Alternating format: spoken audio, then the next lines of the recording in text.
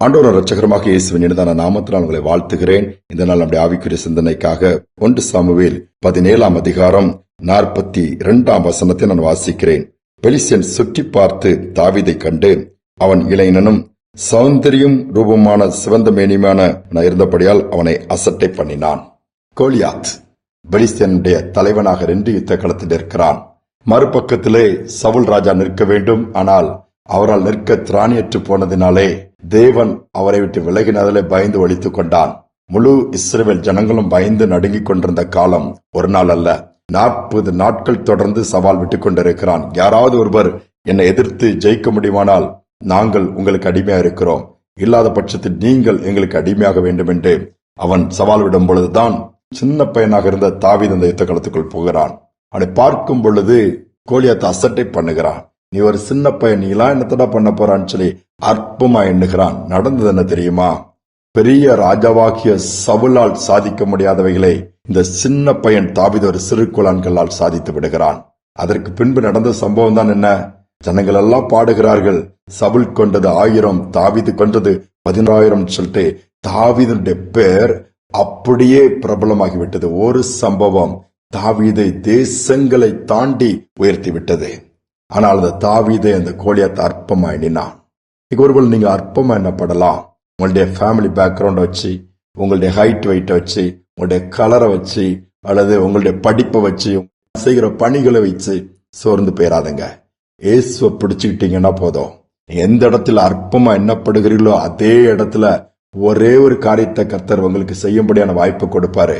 அதன் மூலமாக உயரமும் உன்னதமும் எட்டாதமான இடத்துல கொண்டு போய் உயர்த்தி வைத்து பேரை பெருமைப்படுத்த ஆரம்பித்து விடுவார். அதுதான் உண்மை. ஒரு சிறு பையன் ஸ்கூலுக்கு ஒழுங்கா போக முடியல, கஷ்டம். அவனை பார்க்கும்போது அந்த அளவு அழகா இருக்க மாட்டான்.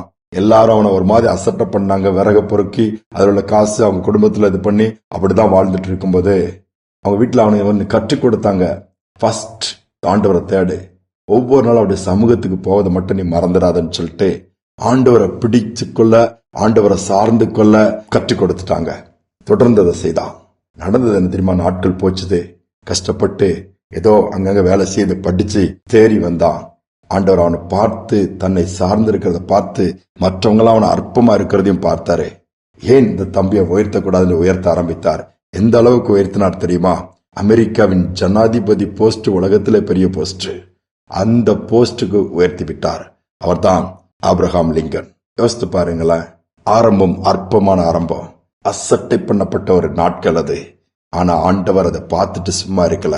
யாரெல்லாம் அசட்டை பண்ணாங்களோ, அந்த தேசத்துல அன்னைக்கு படித்த இடத்துல எல்லாம் அவனை புறக்கணித்தாங்களோ, அதே தேசத்தை ஆளும்படியாக ஆண்டவர் உயர்த்தினார். இன்னைக்கு ஒருவேளை சூழ்நிலையை பார்த்து சோர்ந்து போயிடாதங்க. நம்ம குடும்பத்தை யார் தேடி வருவா? நம்மகிட்ட என்ன நன்மை இருக்குது? நம்மலாம் ஒன்னும் இல்லாம வறுமையாலாம் இருக்கோம். வீடு இப்படி இருக்குது, இது இருக்குன்னு சொல்லி இல்லாததை நினைச்சு அல்லது குறைவோடு இருக்கிறத பார்த்து குறைவு பேசி கொண்டிருக்கிறதெல்லாம் கொஞ்சம் நிறுத்திட்டு நிறைவான இயேசுவை பாருங்க. அவரை தேடுவதை விட்டு விடாதங்க. அவரை சார்ந்து கொள்ளுங்க. மற்றவங்க அற்பமா என்றாங்கன்னு சொல்லி கவலைப்பட்டு சோர்ந்து போயிடாதங்க. கர்த்தர் பார்க்கிறார். அவர்கள் கண் முன்பாகவே உங்களை கனப்படுத்துவார். தாழ்த்தி ஆண்டவர்கள் ஒப்புக் கொடுக்கலாமா? அன்பின் தகப்பனே, யாரையும் நீர் அற்பமா எண்ணுவதில்லை. வார்த்தை சொல்லுகிறது, என்னிடத்தில் வருகிறவனை நான் புறம்பே தள்ளுவதில் சொன்ன வார்த்தையின்படி யார் வந்தாலும் சரி, எந்த பாவியானாலும் தள்ள மாட்டேன்னு சொல்லியிருக்கீங்கப்பா. துரோகம் செய்த போதும் கூட அவங்க நோக்கி பார்த்தா ரட்சிப்பேன் தானே சொல்லியிருக்கீங்க. கல்வாரி சிலுவையில ரத்தத்தை சிந்திருக்கிறீங்களா, உண்மையை பலியாய் கொடுத்திருக்கீங்களா? இன்னைக்கு துக்கத்தோடு அசட்டை பண்ணப்பட்டவர்களாய், புறக்கணிக்கப்பட்டவர்களாய், அற்பமா எண்ணப்படுகிறவர்களாய் இருக்கிற ஜனங்கள் இந்த செய்தியை கேட்க நேரிடுமானால் ஒரு தைரியத்தை கொடுங்க. எங்கள் சிறையிருப்பை கர்த்தர் மாற்றுவார், எங்கள் நிந்தையை கர்த்தர் மாற்றுவார், புறக்கணிக்கப்படுகிறதை கர்த்தர் வார்த்தைகளை உயர்த்துவார். ஒரு நாள் வரும், இப்படி எங்கள் வாழ்க்கை முடிந்து போவதிலே நாங்களும் வாழ்ந்திருப்போம் என்று சொல்லத்தக்க விசுவாசம் உண்டாகட்டும், நம்பிக்கை உண்டாகட்டும், தைரியம் உண்டாகட்டும். இதெல்லாம் மாற மாட்டேங்குது. எங்க குடும்பத்தை இப்படியே ஒரு மாதிரி பேசுறாங்களே, எங்க குடும்பத்தில் உள்ள பிள்ளைகள் அப்படிதான் இருக்காங்க, அல்லது ஹஸ்பண்ட் இப்படி இருக்கிறாரு, ஒய்ஃப் இப்படி இருக்கான்னு சொல்லி இப்படி இப்ப பாதிப்புகள் நிறைந்த, மற்றவங்க அவமானமாய் மற்றவங்க நிந்திக்கிற அளவு காரியங்கள் இருக்குமானாலும் அதையும் நீர் மாற்ற முடியும். மாற்றிக்கொடும். ஒரு அற்புதத்தின் நாளாக இன்னைக்கு மாறட்டும் அப்பா. உயர்வின் நாளாக மாறட்டும். நாம் மகிமைப்படட்டும். துதிகனமே ஏற்றுக்கொள்ளும் இயேசுவின் நாமத்தில் பிதாவே, ஆமேன், ஆமேன். யார் அற்பமா எண்ணினாலும் நீங்கள் கவலைப்பட வேண்டாம். உங்களை உயர்த்துகிற ஆண்டவர் உங்கள் பட்சத்தில் இருக்கிறார். அவர் உங்களை உயர்த்துவார். சிந்தனையோடு நாளை தொடர்வோம். மீண்டுமாய் நாளை தினம் சந்திப்போம்.